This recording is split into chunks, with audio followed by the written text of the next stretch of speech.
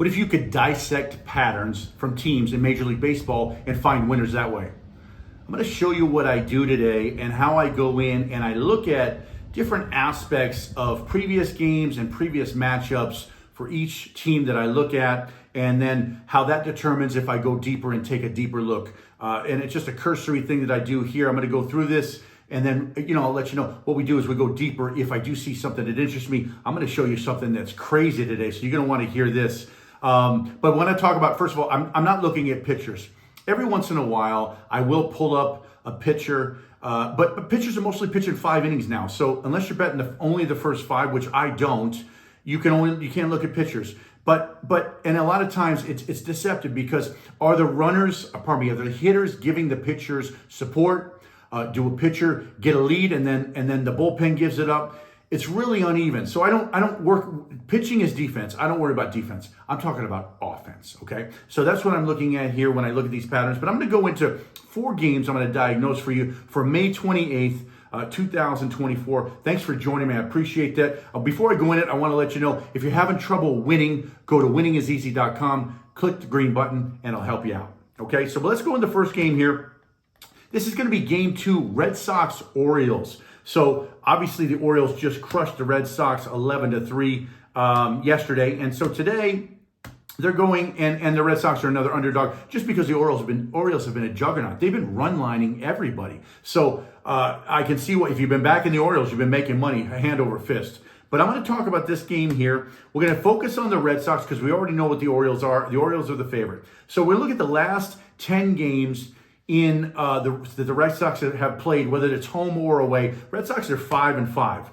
The money is they're minus 107. That includes the game 1 of this series for the last 10 games. They're minus 107. We're talking about $100 units here, minus 107. Now, they are on the road.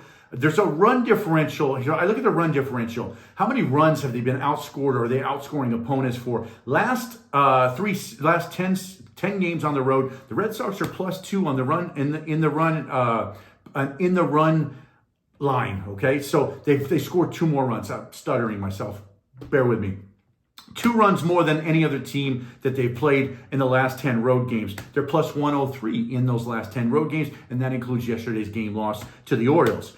So I go over here, and I'm looking at a run line record. See if there's an advantage here if we look for run line stuff. So there really isn't here, which I'm going to get to why that might be an advantage here in a second. But 9 of 10 games, actually 10 of 10, they're 4-5-1, which means they've run lined 4 that they've won. They've been run lined on 5 that they lost, and then there's one where there's a one run game. Now, why is this important? This means that generally they're not getting blown out. They're either winning, they're losing, and there's only one time that the team's it's been a 1-run game. Okay, so that's kind of what I look up there. So they did get run line today. Will they get run line tomorrow? I don't know. We'll look at the last 10 matchup between these two: Red Sox, Orioles. Red Sox are 3-7 in the last 10. They're minus 14 runs in the run differential, and they're minus $426. So the Orioles have really owned the Red Sox, which means the Red Sox aren't going to get much action because the Orioles are going to get a ton of money, and that means there's not a lot of value on the Orioles.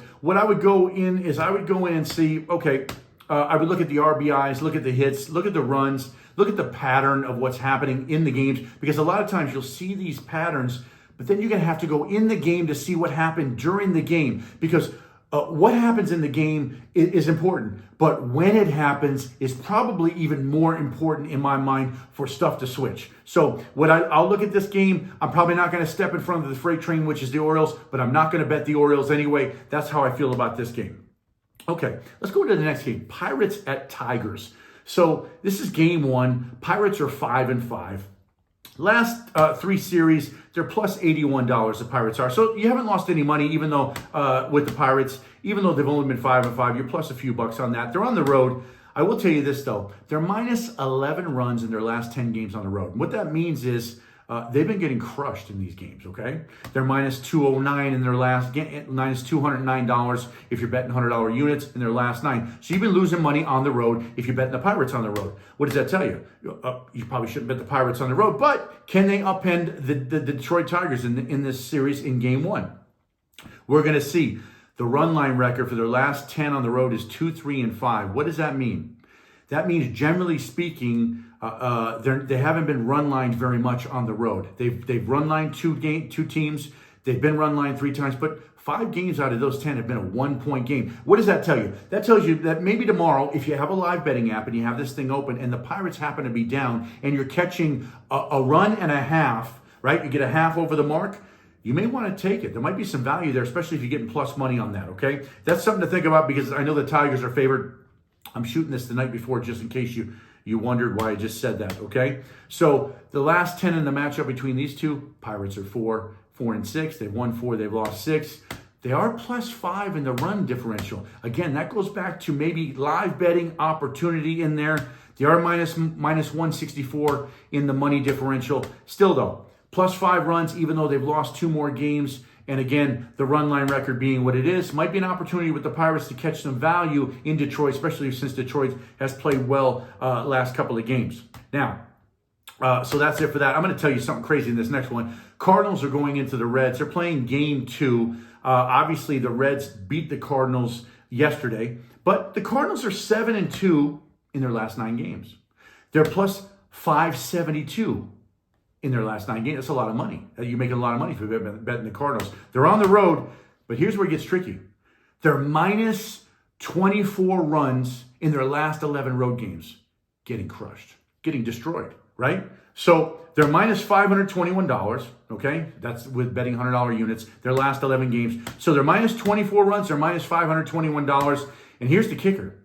Their last 10 road losses, they've been run lined 10 straight times.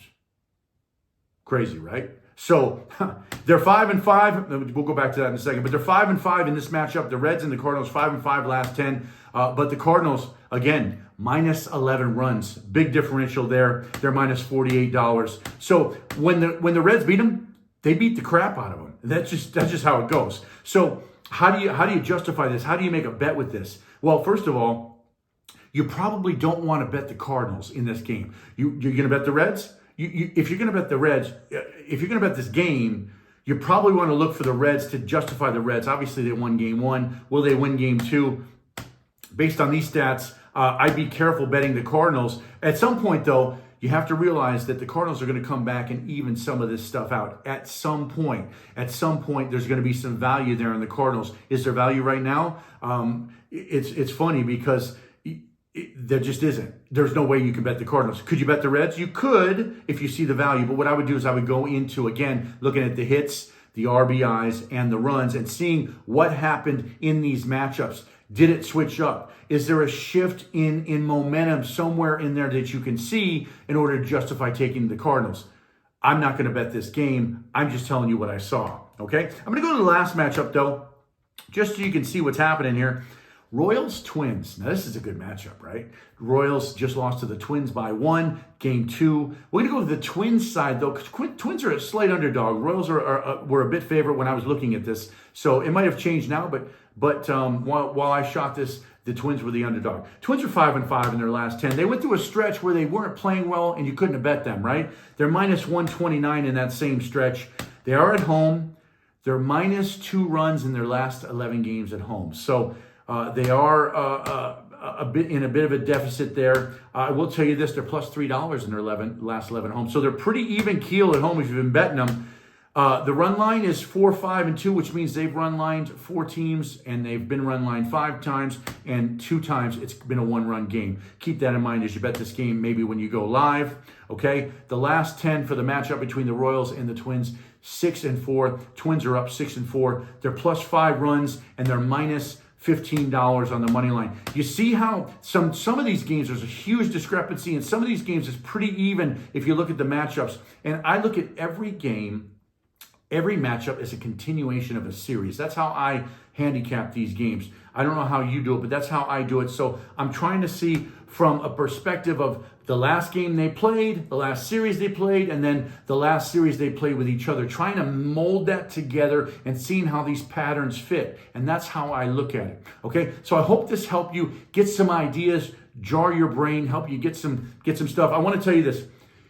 In my experience, Any numbers, if you continue to look at them over and over and over, will tell the story as long as you're consistently looking at them, and then you're able to quantify them in your mind, create some math for them, do some equations, and then you'll be able to start spitting out and winning games consistently. But if you are having trouble winning games, go to winningiseasy.com, click the green button, and I'll gladly help you out. Thanks for watching. Good luck today.